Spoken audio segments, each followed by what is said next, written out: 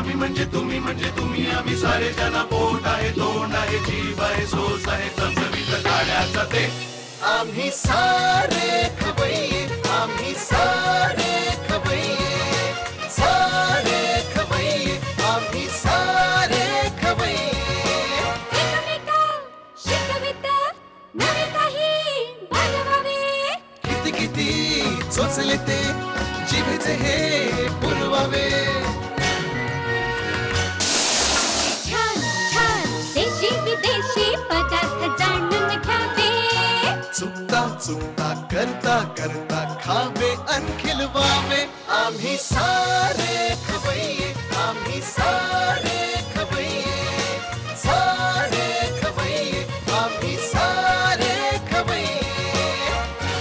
नमस्कार, आम्ही सारे खवय्येमध्ये मी सुजाता जोशी तुमचं सगळ्यांचं मनापासून स्वागत करते।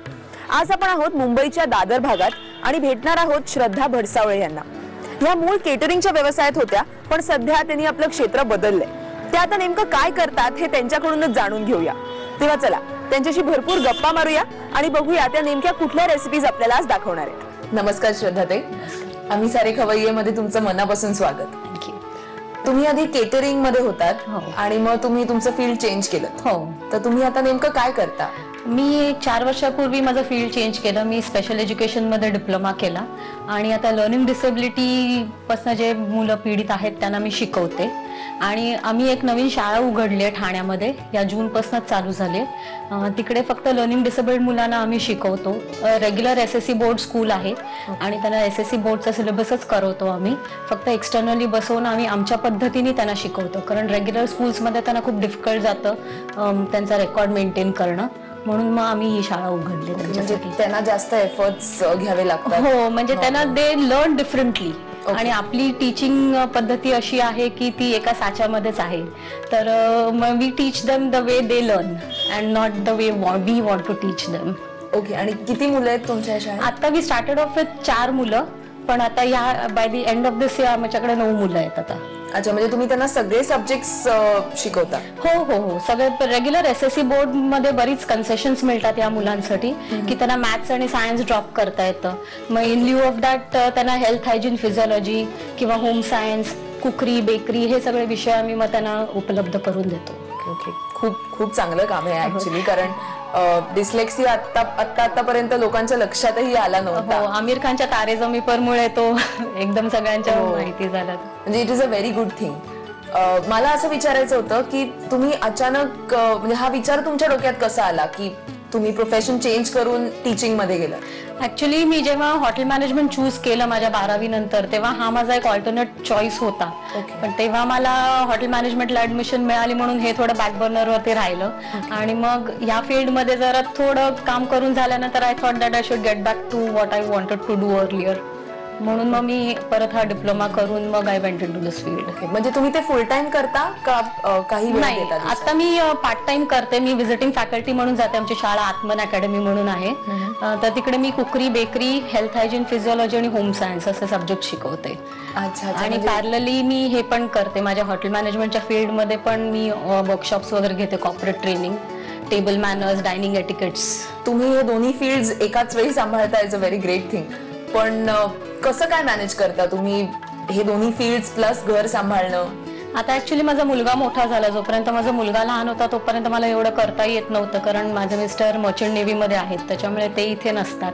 त्याच्यामुळे सिंगल हँडेडली मलाच सगळं बघायला लागतं। आता तो 11वीत आहे, त्याच्यामुळे मला बराच वेळ मिळतो माझ्या हाताशी, तर मग दोन्ही करणं पॉसिबल असतं मला। ओके ओके, आणि तुम्हाला घरी कुकिंग करायला आवडतं? कारण युजली जे प्रोफेशनल शेफ्स असतात त्यांना घरी एवढं करत बसायला they don't like it as much. नाही, आधी माझं असं होतं before I got married, my Maugham can vouch for it. पण आता माझा मुलगा स्वतः खवय्या आहे, त्याच्यामुळे त्याच्यासाठी करायलाच लागतं। ओके, आणि त्याचे मित्र भरपूर घेऊन येतो घरी प्रत्येक वेळेला, वाढदिवसांना, परीक्षा संपल्या की डिमांड सकट सगळे मित्र घेऊन येतो, त्याच्यामुळे मग त्याच्यासाठी मग करायला लागतं। अरे वा, तुमचा एकच म्हणजे एकुलता एक मुलगा? हो, एक मुलगा आहे। ओके, मग त्याच्यासाठी तुम्ही असं काय स्पेशल करता जे त्याला खूप आवडतं? त्याला नॉन व्हेजिटेरियन मधलं सगळंच आवडतं, पण स्पेसिफिकली इटालियन डिशेस बऱ्याच आवडतात आणि तोही खूप मला मदत करतो बनवायला या डिशेस. अच्छा, त्याला पण इंटरेस्ट आहे. हो हो, त्यालाही आवडतं. ओके, मग आज तुम्ही आम्हाला काय दाखवणार आहे? आज आपण पार्टीजला चालतील अशा रेसिपीज बघूया, झटपट होणाऱ्या, फारशा टेन्शन नाही आणि आयत्या वेळेला पण तुम्हाला करू शकता अशा. आपण सुरुवात करूया एका वेलकम ड्रिंकनी. त्याचं नाव आहे आबे बहार. नारळाच्या पाण्यापासून बनवलेलं आहे, परत हेल्दी आहे. त्याच्यानंतर आपण करूया एक स्टार्टर चीझी मशरूम्स आणि मग डिझर्ट करूया बेक्ड अलास्का. ओके, हे सगळं खूप टेम्पटिंग साऊंड करत आहे. तर आपण सुरुवात करूया वेलकम ड्रिंक पासून. मग पाहूया त्याचं साहित्य. हे शाळ्याचं पाणी, शाळ्याची मलाई, पुदिना आणि मध. मग आता आपण सगळ्यात आधी काय करणार? आता आपण आधी या ग्लासमध्ये शाळ्याचं पाणी घालूया. पाण्याचं आणि मधाचं प्रमाण किती घ्यायचं? एक ग्लास जर का शाळ्याचं पाणी असेल तर त्याला 2 छोटे चमचे मध. ओके, त्याच्यामध्ये आता आपण मध घालूया. बरं.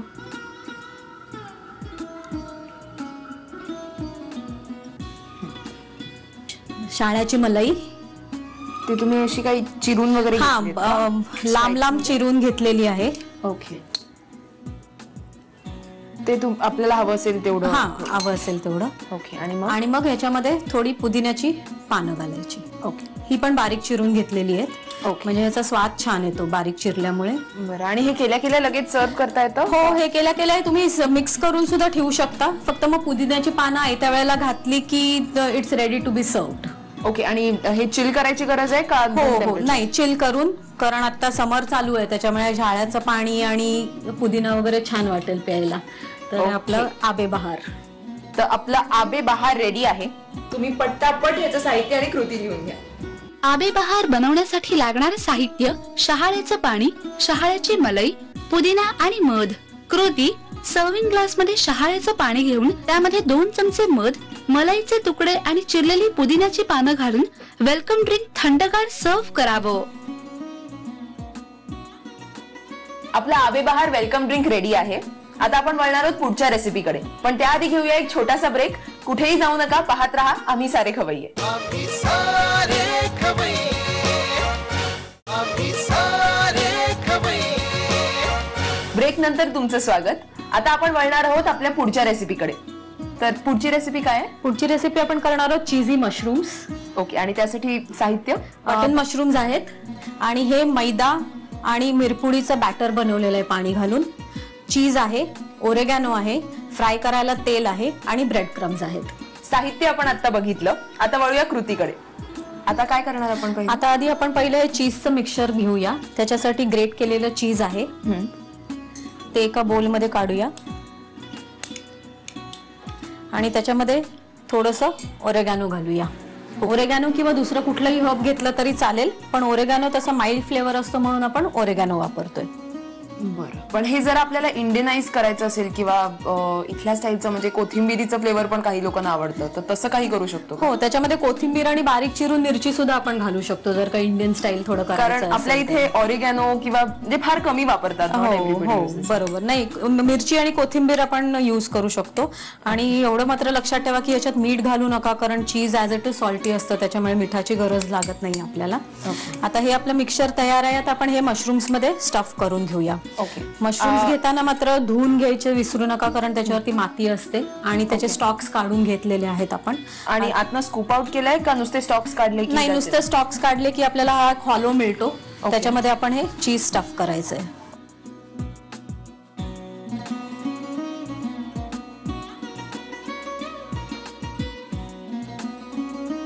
आपले आता हे मशरूम स्टफ करून झालेले आहेत. आता पुढे काय? आता आपण ते ब्रेड क्रम आणि मैद्यामध्ये घोळवून मग डीप फ्राय म्हणजे ती मैदा आणि मैदा, पाणी आणि मिरपुडीची जी आपण पेस्ट केली होती त्याच्यामध्ये आपण ते डिप करणार, ब्रेड क्रम मध्ये घोळवणार आणि मग डीप फ्राय करणार. ओके, मग आता वळूया पुढच्या कृतीकडे. सो आता हे ह्याच्यात डिप करायचं. हो, आता आपले स्टफ केलेले मशरूम्स रेडी आहेत. आता ते आपण हे मैद्याच्या बॅटर मध्ये, जे आपण मैदा, पाणी आणि थोडंसं मीठ घातलेलं आहे ते बॅटर बनवलंय, त्याच्यामध्ये डिप करायचं आणि हे ब्रेड क्रम मध्ये घोळवायचं आणि मग आपण फ्राय करूया. ओके,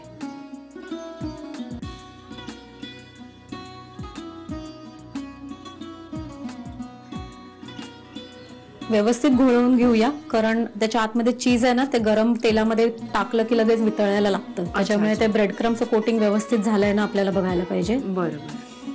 ब्रेड क्रम्सच्या जागी ह्याचा राईस फ्लोअर पण वापरतात ना काही, रवा पण वापरतात. रवा वापरता येईल, राईस फ्लावर नाही. राईस फ्लावर मग आपल्याला मैद्याच्या ऐवजी राईस फ्लावर वापरता येईल. मग ब्रेड क्रम्सच्या ऐवजी आपण रवा वापरू शकतो. ओके.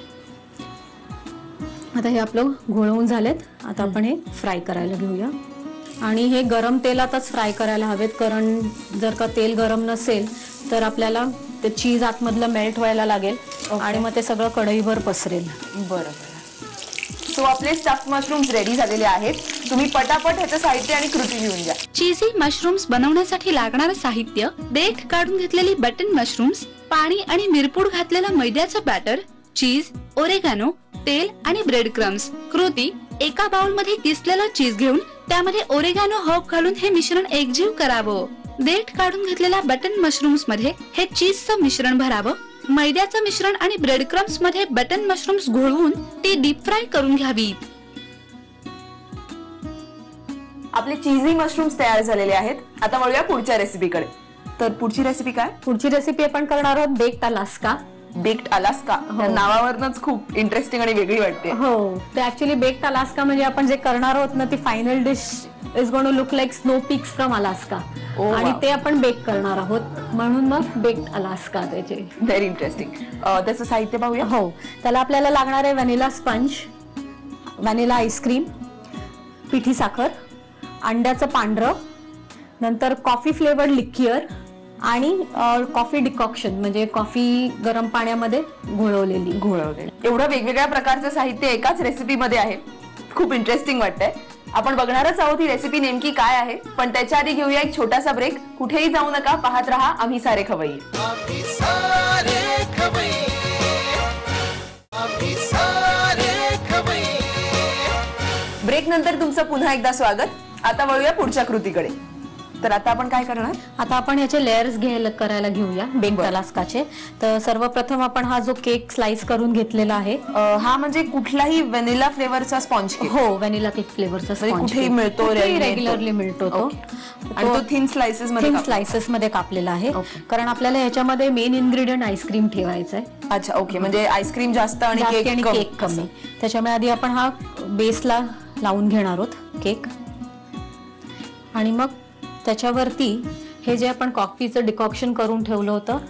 डिकॉक्शन म्हणजे गरम पाण्यात थोडीशी कॉफी मिक्स करून एवढंच. हो, म्हणजे आपली इन्स्टंट कॉफी असते. इन्स्टंट कॉफी रेग्युलर आपली असते ती आपण थोडीशी याच्यावरती स्प्रिंकल करणार. म्हणजे कसं केक कोरडा राहत नाही, थोडा मॉइस्ट होतो आणि फ्लेवरही येतो केकला त्याच्यामध्ये. ज्यांना खूप फ्लेवर आवडत असेल कॉफीचा ते थोडं जास्त जास्ती घालू शकतात. आता आपण याच्यावरती आईस्क्रीमचा लेअर देऊया. हे साधं आपलं रेग्युलर व्हॅनिला आईस्क्रीम आहे. ते अरेंज करायचं. हो, रफली अरेंज करायचं. आणि व्हॅनिला आईस्क्रीम जेव्हा आपण घेतो तेव्हा एक लक्षात ठेवायचं की ते चांगलं फ्रीज झालेलं पाहिजे, कारण आपण हे नंतर ओव्हन मध्ये टाकणार आहोत. आईस्क्रीम ओव्हन मध्ये, म्हणून आपण म्हटलं ना की it is a baked Alaska, म्हणून ते आईस्क्रीम ओव्हन मध्ये टाकणार आहोत. आता काय करूया आपण, याच्यावरती अजून एक केकचा लेअर देऊया. ओके. आणि याच्यावरती परत आपलं कॉफीचं डिकॉक्शन घालूया.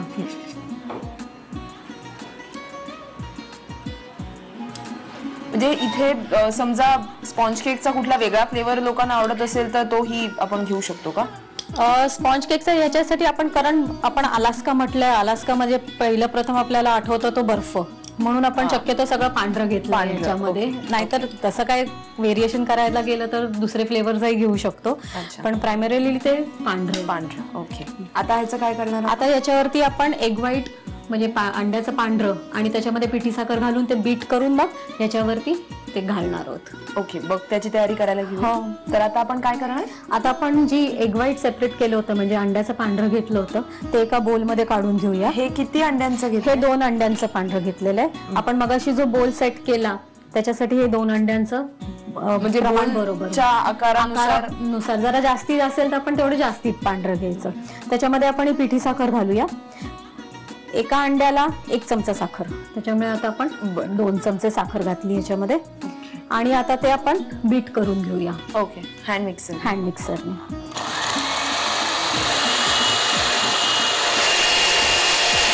झाले. हो, आता हे आपलं होत आलेलं आहे.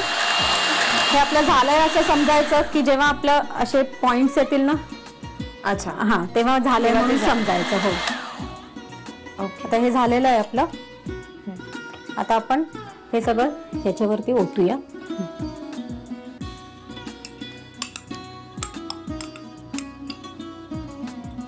ते पूर्णपणे कव्हर हो, पूर्णपणे कव्हर. कारण आपल्याला काय ती हीट जी आपण ओव्हन मध्ये टाकणार आहोत ना, ती आईस्क्रीम आणि केकला लागायला नकोय, म्हणून आपण हे जे आपण कच्चं घेतलं अंड ते ओव्हनच्या हीटमुळे लगेच शिजणार. आता हे आपलं ओव्हन मध्ये टाकायला तयार झालंय. आणि ओव्हन मध्ये किती वेळ ठेवायचं? ओव्हन मध्ये म्हणजे 5 मिनिटं खूप हाय हीट वरती ठेवायचं, कारण जास्ती स्लो वरती ठेवलं की परत आईस्क्रीम मेल्ट व्हायला सुरुवात होईल त्याची. बरं, म्हणजे आधी प्रीहीट करून घ्यायचं. आधी प्रीहीट करून घ्यायचा साधारण 200 ते 250 डिग्री वरती, आणि 5 मिनिटं ठेवायचं, किंवा रंग येईपर्यंत. थोडासा लाईट ब्राऊन कलर त्याचा आला की मग ते आपण काढूया फ्रीज मधून. तर आता आपण हे ओव्हन मध्ये टाकून घेऊया. आपलं बेक्ड अलास्का ओव्हन मधनं असं गरम गरम बाहेर आलेलं आहे. आता पुढे आपण ह्याच्याबरोबर काय करणार आहोत? पुढे आता आपण ज्या साहित्यामध्ये बघितलं होतं कॉफी लिक्युअर आपण जी घेतली होती. आता कॉफी लिक्युअर म्हणजे कसं असतं अल्कोहोल कंटेंट त्याच्यामध्ये, पण आफ्टर डिनर ड्रिंक्स असतात ते. तर वेगवेगळ्या फ्लेवर्सची येतात. ऑरेंज येतं. कुठल्याही स्टोर मध्ये मिळू शकेल का? नॉर्मली ही इम्पोर्टेड मिळते, आपल्याकडे अजून एवढे आलेले नाहीये. पण समजा ही अवेलेबल नसेल तर हे असं खायला पण विल इट बी टेस्टी असेल? असं खायलाही चांगलं लागेल. आणि इन केस तुम्हाला त्याला फ्लॅम्बे करायचंच असेल तर तुम्ही आपली रेग्युलर डार्क रम सुद्धा युज करू शकता. अच्छा, ह्याच्या जागी डार्क रम सगळे येईल. फक्त याच्याने कॉफीचं फ्लेवर येईल, डार्क रमनी येणार नाही, एवढंच फक्त. ओके. तर फ्लॅम्बे म्हणजे काय? फ्लॅम्बे म्हणजे आता आपण ही पेटवणार आहोत लिटरली गॅसवरती घेऊन. म्हणजे त्यातली अल्कोहोल तर उडून बर्न होऊन जाईल सगळी. आणि मग त्या जिवंत फ्लेम्स आपण याच्यावरती पोर करणार आहोत. ओके. तर आपण आता एक अशी खोलगट डाव घ्यायचा पळी अशी, आणि त्याच्यामध्ये आपण ही कॉफी लिक्युअर घालूया. ही 1 मोठा स्पून. ओके. आणि आता ही थोडी आपण गरम करणार आहोत. गरम झाली की त्याची अल्कोहोल फ्लेम घेईल आधी, आणि जशी ती फ्लेम घेईल तशी ती बर्न व्हायला लागेल. ती जळू द्यायची. जळू द्यायची. आता ही चांगली फ्लेम लागली आणि आता आपण ती याच्यावरती घालणार आहोत. थोडीशी गरम केल्यासर. हो, ओके. म्हणजे त्याच्यात तो अल्कोहोल कंटेंट सगळा निघून जातो आणि आपलं baked Alaska is ready to eat. Okay. So आपलं बेक्ड अलास्का आता तयार झालेलं आहे. तुम्ही पटापट त्याचं साहित्य आणि कृती लिहून घ्या. बेक्ड अलास्का बनवण्यासाठी लागणारं साहित्य: vanilla sponge cake, vanilla ice cream, पिठी साखर, अंड्याचा पांढरा बल्ब, कॉफी फ्लेवर्ड लिक्युअर, गरम पाण्यात कॉफी उकळवून तयार केलेलं कॉफी डिकॉक्शन. कृती: प्रथम एका बाउल मध्ये तळाशी व्हॅनिला स्पंज केकचे तुकडे ठेवावेत, त्यावर कॉफी डिकॉक्शन घालावं, त्यावर व्हॅनिला आईस्क्रीम घालावं, त्यावर पुन्हा केक आणि कॉफी डिकॉक्शनचा लेअर करावा. एका बाउल मध्ये 2 अंड्यांचा पांढरा बलक घेऊन त्यामध्ये 2 चमचे पिठी साखर घालून मिश्रण फेटून घ्यावं. हे मिश्रण केक आणि आईस्क्रीम सेट केलेल्या बाउलवर घालावं. प्रीहीटेड ओव्हन मध्ये हाय स्पीडला 5 मिनिटांसाठी मिश्रण बेक करून घ्यावं. कॉफी लिक्युअर एका मोठ्या पळीमध्ये घालून ती गरम करावी आणि डेझर्ट बाउलवर घालून डिश सर्व्ह करावी. आपल्या 3ही डिशेस तयार आहेत. आपण त्या टेस्ट करणार आहोतच, पण त्याआधी श्रद्धाताईच्या आईंशी आपण थोड्याशा गप्पा मारणार आहोत. नमस्कार. मला सांगा, तुम्हाला ह्यांनी केलेली कुठली डिश सगळ्यात जास्त आवडते? स्मोक चिकन खूप सुंदर करते मला. अच्छा. आणि सहसा आई आणि मुलींमध्ये कधी मतं त्यांची सेम नसतात जेवण करण्याच्या पद्धतीत किंवा ह्या सगळ्या गोष्टीत. ते तुमचं किती जुळतं किंवा नाही जुळत? नाही, सुरुवातीला तर खूप वाद व्हायचा आमचा. कारण मी तिला सांगायची, तू तुमच्या केटरिंगच्या स्टाईलने नासानास करायची नाही किचन मध्ये काम करताना. हे याच्यासाठी खूप व्हायचं. खरंच खूप छान वाटलं तुमच्या घरी येऊन आणि ह्या वेगवेगळ्या डिशेस बघून. ऍक्च्युली तुम्ही नुसती नावं सांगितली होती तेव्हाच तेवढं इंटरेस्टिंग वाटत होतं. ती कधी एकदा टेस्ट करते असं झालंय, तर ते मी टेस्ट करणारच आहे. पण त्याआधी झी मराठी आणि आम्ही सारे खवय्येच्या पूर्ण टीम कडून तुमचे मनापासून आभार. आणि आमच्यातर्फे ही एक छोटीशी भेटवस्तू तुमच्यासाठी. थँक्यू. आजचा भाग तुम्हाला कसा वाटला याबद्दलच्या तुमच्या प्रतिक्रिया आम्हाला नक्की कळवा आणि त्यासाठी आमचा पत्ता लिहून घ्या. आम्ही सारे खवय्ये, Zee Marathi, post bag number 1, Andheri पूर्व, मुंबई 99, भारत TVC, झी मराठी @ZeeNetwork.com. आता वेळ आली आहे ह्या 3ही डिशेस टेस्ट करायची. तुम्हाला सुद्धा ह्या डिशेस टेस्ट कराव्याच्या वाटत असतील तर ह्या नक्की घरी करून पहा. आजचा भाग इथेच संपला. पुन्हा भेटूया पुढच्या भागात तोपर्यंत मस्त खा आणि स्वस्त राहा आणि पाहत राहा आम्ही सारे खवय्ये. नव्या नव्या चवी ढवी विचल्या ह्या तुम्हासाठी. हवे हवेचे पंख मग आज तुम्ही आम्हाला कुठले पदार्थ दाखवणार आहात? आज मी मुळ्याचा रस्सा बनवणार आहे, जो आमच्या माहेरी अगदी लहानपणापासून मी खात आलेले आहे. आणि दुसरं म्हणजे मी वांग्याचे काप, जे इथे मी शिकले सिंधी पद्धतीचे वांग्याचे काप आहेत, ते बनवणार आहे. आम्ही